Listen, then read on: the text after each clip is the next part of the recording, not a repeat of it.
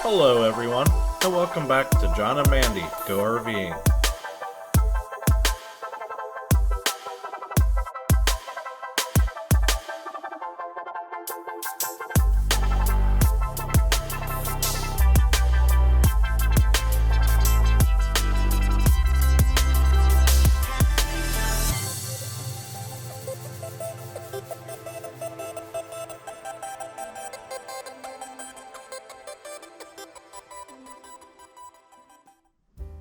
Hello everyone, and thank you for joining us today. What we plan on doing today is we're going to discuss a little bit of what our plans are for this year and our RVing adventures. What we plan on starting off with this spring is our first big trip, which takes us out west to Ohiopyle State Park here in western Pennsylvania. And then from there we plan on going out to Ohio, where we'll stay at Hocking Hill State Park for a few nights. And then from there, we'll head south and to Kentucky, where we plan on staying at Louisville for about 6 days, where we'll get to check out the Bourbon Trail, some of it. We hope to hit the Jim Beam Distillery, Maker's Mark hopefully, and a few others. There's some in Louisville, Kentucky itself, so we'll probably hit a few while we're there. And also while we're in Kentucky, we would like to get down to Mammoth Cave National Park, which I'm real excited about, and I think she is as well. And then from there, we're going to head back to Tennessee in the Smoky Mountains, which we're real excited about. We loved being there last year, and we're looking forward to this whole trip. And we hope that you guys will follow along with us on this journey this year. And we plan on hitting some other places this year too. We have another state park that we have reserved. We're trying to do some more state parks this year because what we had for state parks scheduled last year got canceled due to the pandemic. So this time around, we're hoping to get in some state parks this year. Hopefully, it don't get canceled. Anyways, also later this year, we'd like to make our way down south again, hopefully down to the Florida Keys. But for us to do that, we like to renew our Thousand Trails membership, which we haven't done yet. But when we do, we plan on getting back into the basic level membership that we've been using for the last 2 years, because we've been pretty satisfied with it. What do you think? Yeah, so one thing we really wanted to talk about and mention to you is, we've watched a lot of YouTube videos about Thousand Trails, and it tends to be the full-time RVers, which we are not yet. So they'll be talking about their membership and how they have lifetime memberships or how they've spent thousands of dollars. So we just wanted to put it out there that what we get is the basic camping pass to begin with, which is about $500. And we've done that for the last 2 years. We had gotten a free membership when we bought the rig, and then looked into it afterwards to renew it. And for those $500, we were able to really camp a lot, especially last year, where a lot of the private campgrounds were shut down. A lot of the Thousand Trails, at least in our area, stayed open. And we were really able to use that to make sure that we got out last year. Without it, I don't know if we would have. Yeah, so we just much at least. Right. So we just really wanted to talk about Thousand Trails, and the problem with Thousand Trails is there's 1,001 ways to use it or to buy it or plans. And we're planning probably to upgrade a little bit this year. We haven't looked into all the options, but there's a lot of options. But the basic is about $500, and if you take most campsites anywhere between $50 and $70 a night, you get 10 days out and you've already paid for it with your Thousand Trails membership if you just do the basics. So just really wanted to mention that, and that's how we were able to get out as much as we did last year and the year before, and we'll continue to use it this year. I'm not saying there's not problems with Thousand Trails, But it's one of the only camping memberships out there, and it did well for us the last couple of years. Yeah, and hopefully this year we'll get the Trails collection for the first time. We haven't got that yet.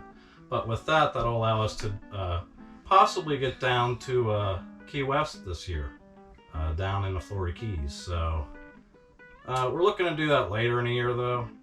So we're not in a rush to get the Trails collection part of it yet. We're just going to start off with the basic and then probably pick that up maybe a month later. Yeah, and that is the good thing about Thousand Trails, right? You can start out with what you need, Right. and then add as you go if you need to. So just really wanted to mention that with Thousand Trails. Definitely. And we want to thank all you guys for following us on our adventures. We really appreciate your comments that we've been getting from all you people out there. And we hope that you continue to follow us. And if you haven't subscribed yet, that'd be great if you guys would. Yes, thank you. We've been humbled, I think, a lot of times by how many times our videos are viewed and the comments that we get. So we really do appreciate it. Much love and respect to everyone. You know, we're eager to get down to the Mammoth Cave National Park. So we figured we'd go visit a local cave system around where we live, which is Indian Echo Caverns. I don't know if you guys heard of Indian Echo Caverns. It's not too far from where we live, so we hope you like this segment and it gets you ready for our trips later this year. Thank you, and enjoy the show. Thanks, everyone.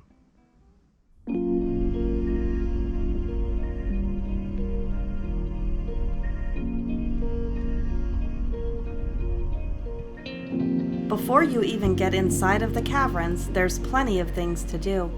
There's a large gift shop featuring souvenirs and authentic Native American crafts.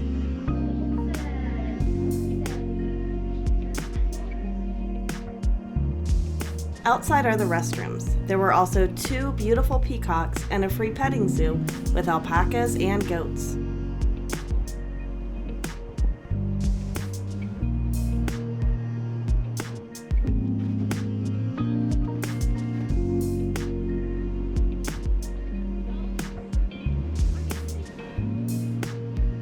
There are also plenty of picnic tables around and even have 2 pavilions that can be rented out.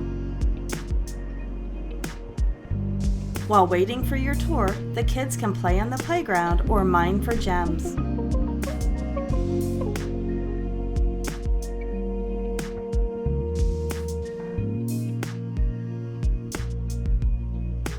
Let's head down to the caverns. Keep in mind that the caverns are not wheelchair accessible.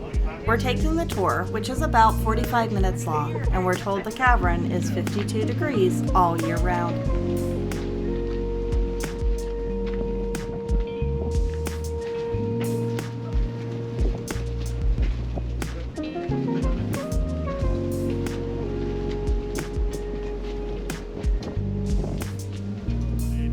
Right in front of you, you will see our cave's entrance. This is not the original. Rather, the original entrance was constructed in 1929 by the Bieber family during the first commercialization. Luckily, no relation towards Justin Bieber. 1929 was a bad year to open up any business, seeing as how the Great Depression was right around the corner. The carriage was soon foreclosed and seized by the bank up until 1942, when it was purchased by the Swartz family, who currently owns it to this day. During the second commercialization, they tore down the original wooden entrance and installed a more up-to-date one, this time using limestone brick repurposed from a local farmhouse, as you'll see over here. Above the cave's entrance, you'll see the lettering IEC just behind those vines. Does anyone have any guesses as to what IEC might stand for? Correct, it stands for Indian Echo Caverns. You'd be surprised how many people get that wrong. On the ceiling right over here, you'll see all these tiny ice rock formations. These are what we call stalactites. Stalactites form as water trickles down from the surface level and leaves minerals behind. Other times, a stalactites form from the ceiling. Puddles of water will collect on the ground right underneath it. The water in these puddles also contains minerals, which join together to form rock formations known as stalagmites. There are these little mounds you see on the ground. Just keep in mind throughout the tour, a stalagmite grows from the ground up, and a stalactite grows from the ceiling down. One way that my third grade science group taught to us is you might trip over a stalagmite and a stalactite holds tightly onto the ceiling. Any questions?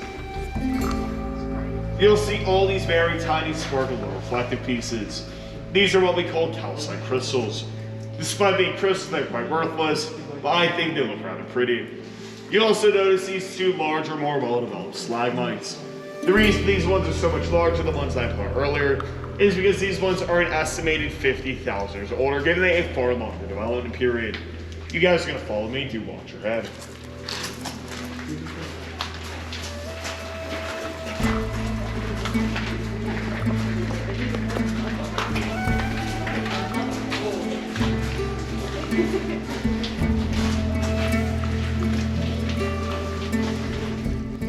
We are currently standing in the Indian Barb. This is both our largest and oldest caverns, measuring about 110 feet wide and just shy of 50 feet tall. If you guys remember the house I pointed out earlier, we are currently standing immediately underneath it. These caverns are carved out naturally by two ancient rivers, one from the northern canyon right over there, and one from the eastern canyon right over here. They came together in a massive whirlpool, and in a swirling motion, they carved out the caverns over the course of several million years. Over time, these rivers have been routed to other parts of the water table, and they're about 2 feet beneath us right now. Here in the Indian Barb, you'll see several different types of rock formations that have formed since then. To your right is a stalactite that is several million years old. We'll never be known the exact age, seeing as when the tip has been broken off. Basically, the stalactite's appearance, anyone have any guesses as to what I call it? Any guesses? We call it our Indian ear cord. I think it looks more like a churro, but in nature, the sound is nice. The absolute stalactite is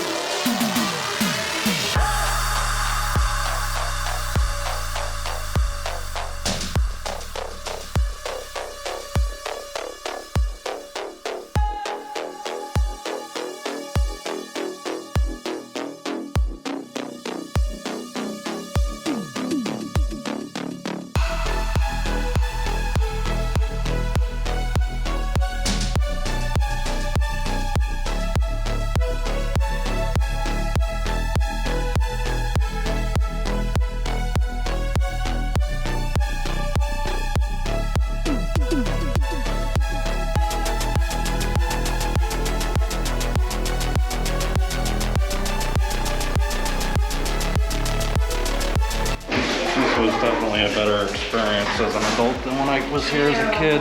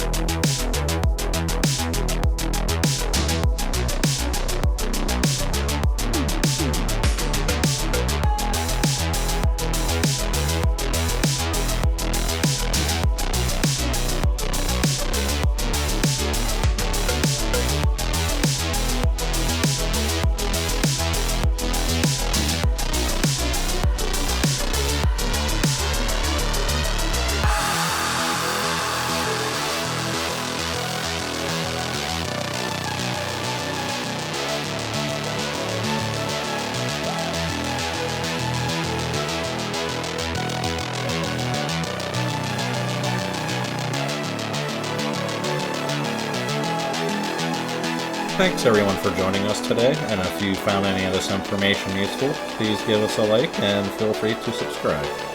Take care everyone.